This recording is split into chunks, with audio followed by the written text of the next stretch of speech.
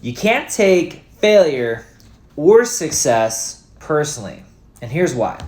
Because ultimately, there's a lot of things that are going to go wrong when you start trying new things. And they're not really failures, they're really just lessons. So first, you got to rewire the way that you think about failure.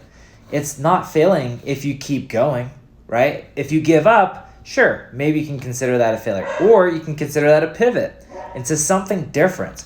It's all about the way that you talk to yourself. So one thing in this book, The War of Art by Steven Pressfield, he talks about how the professional, meaning there's a difference between an amateur and the professional. And professional, what they do is you can't take rejection personally because it reinforces resistance.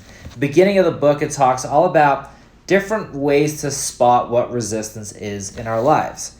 And one of the ways is we allow critics to get us down personally, to stop doing what we're doing.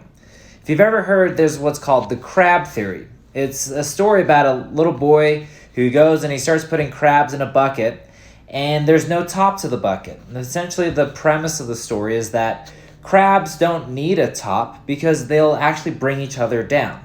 What happens is as a crab starts to climb out of a bucket, the other crabs in the bucket will pull that crab down with it.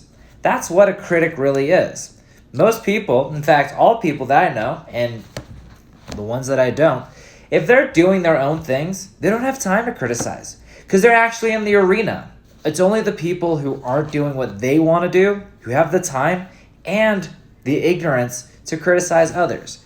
Now, what happens is as you start to go out there and do things, allowing other people to have criticism on what you're going to say to prevent you from doing something is the worst way to stop yourself from doing the thing, because they're always going to be them, whether it's going to show up in whatever form possible. People are going to say just the fact that you're out there doing something, they're going to try to criticize that because they're not doing something themselves.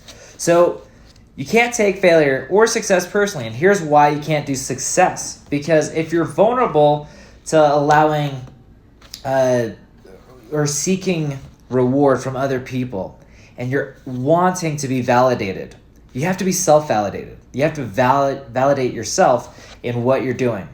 And when you get to the point of being successful, you have to know what ways you can improve on. If you're seeking other people to validate you, you're also then vulnerable to other people criticizing you.